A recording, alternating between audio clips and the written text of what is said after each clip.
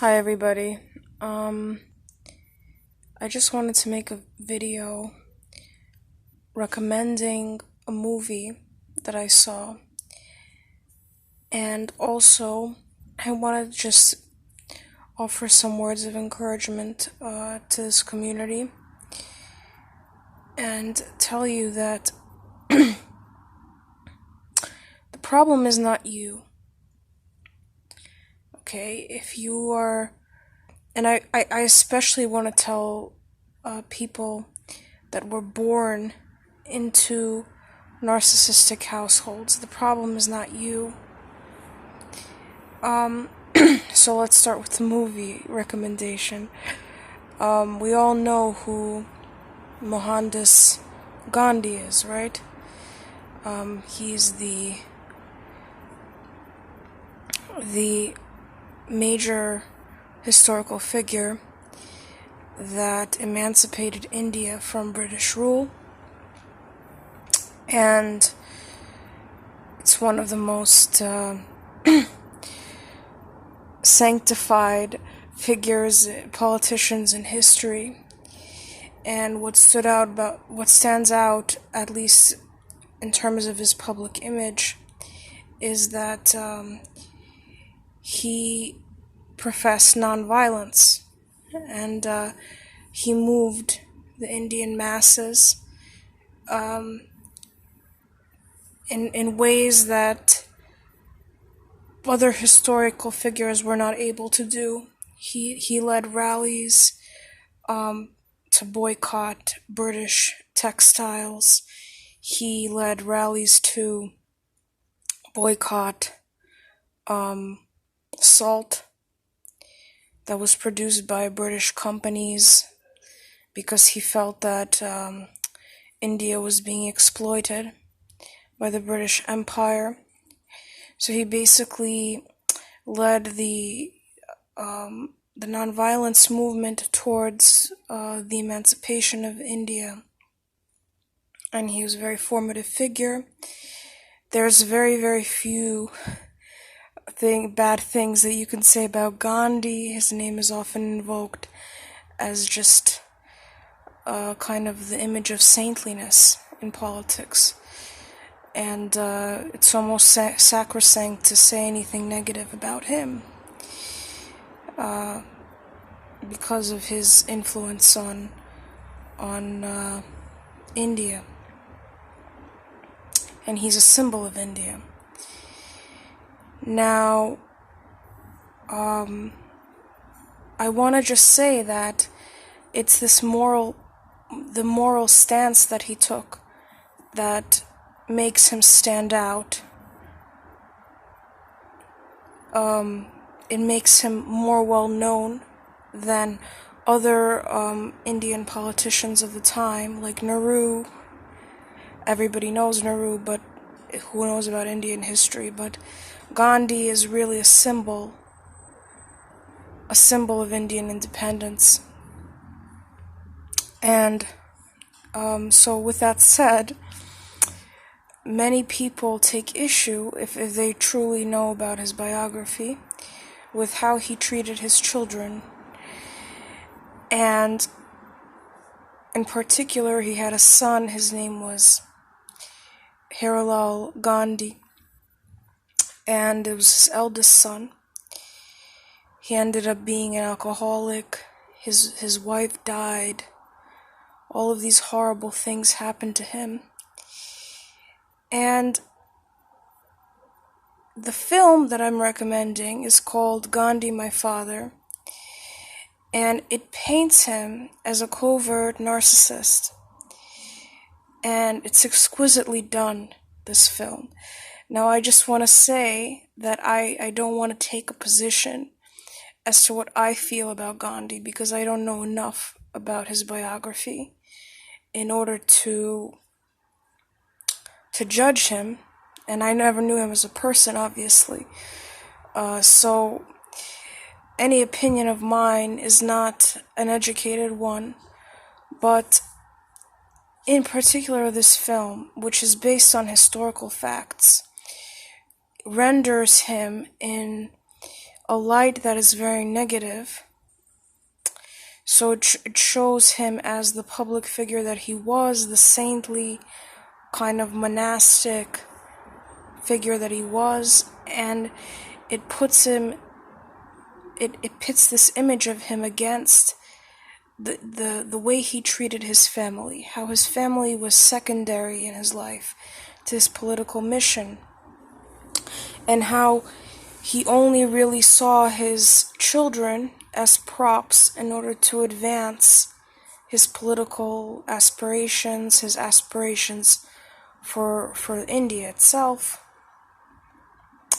And it was fascinating because his eldest son opposed him. He was the only one of his 4 sons that truly opposed him openly.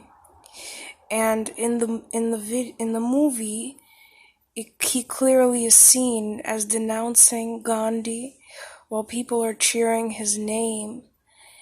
And as a result, he ends up being a vagrant. He ends up being homeless. And he ends up being an alcoholic. So the film shows how Gandhi's rejection of his will, how his rejection of his desire to be free and independent and educated and loved by his father, leads to his decline and eventual death.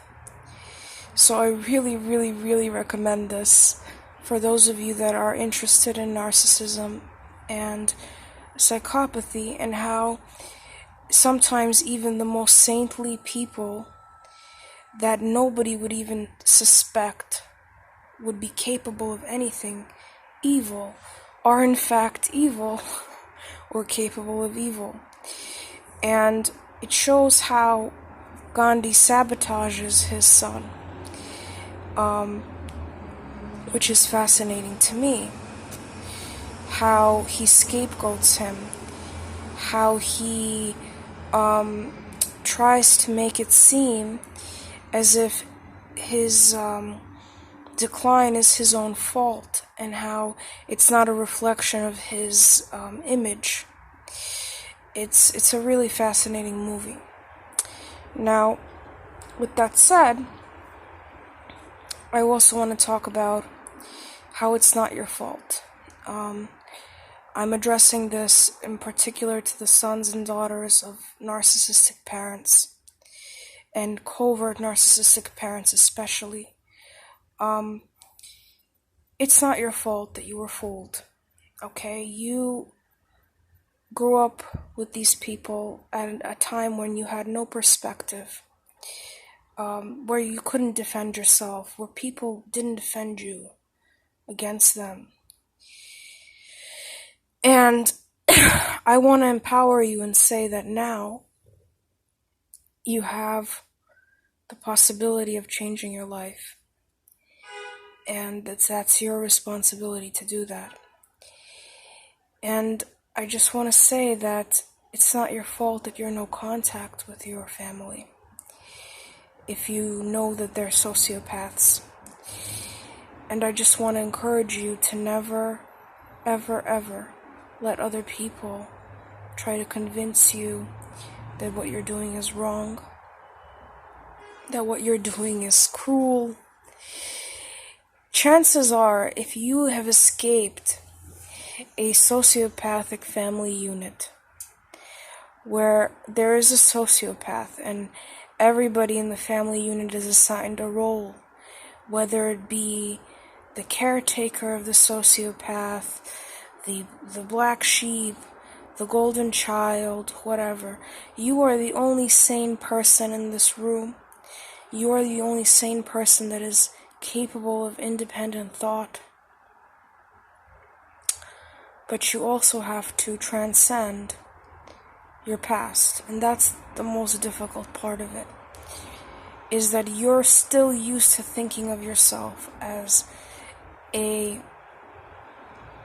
part of this family unit, for better or for worse, and you want to define yourself in relation to these people. But these people are brainwashed, and there's no ifs, ands, or buts about it. It's very tempting for scapegoats to be jealous of golden children. It's very tempting for people that have extricated themselves from the family unit to go back and try to redefine yourself in some way in relation to these people. But resist that temptation to define yourself as a result of what these people did or who these people are, because you're better than that. If you have analyzed narcissism, if you've seen how everybody has been manipulated in the family in order to serve this narcissist, you are miles ahead of that. And you deserve to break away and create your own existence that's completely independent of these people. Okay, I just want to encourage you to do that. And it's not your fault. You were the smarter one. You were the person that saw the bullshit for what it was. You were the person that is more spiritually aware and more spiritually awake. And it's hard to be a carrier of truth. And part of the reason why I recommend the movie Gandhi, My Father, is because it shows what happens when a person defines themselves in relation to the narcissist, even after they leave the narcissist. These people are garbage. They don't deserve you trying to reference them and trying to create an identity that is even opposed to them, because your goal in life is to create yourself. It's not to create something that is opposed to them, that references them, because they are empty shells. You will never be able to define them, and that's the whole point, is that they're undefinable. Their entire life is premised on a facade, and there's nothing within them that can be discerned, and they're all hypocrites. So trying to define yourself in terms of a hypocrite is going to drive you insane, because a hypocrite's face changes very, very, very, very fast. So the main actor portrayed this role impeccably, because Gandhi's son keeps trying to please his father and keeps trying to define himself in terms of his father, and he continually fails because the entire society, like with any covert narcissist, is completely obsessed with the image that the covert narcissist renders. It gives them so much existential comfort to know that there's this politician out there that is saintly, that is not corrupt, supposedly. And it's enough to drive a person crazy, and it does in the end, unfortunately, for Gandhi's son. But take a lesson from that movie, because when I saw this movie, at the end of it, I was very touched, because I realized that the biggest problem that survivors of narcissism have is trying to just recreate themselves, to regenerate themselves, because that's a huge punishment for the narcissist. They want you to come back to them. They want you to use them as a referential point, even if it's in a bad, negative sense. They want you to think about them and how they are,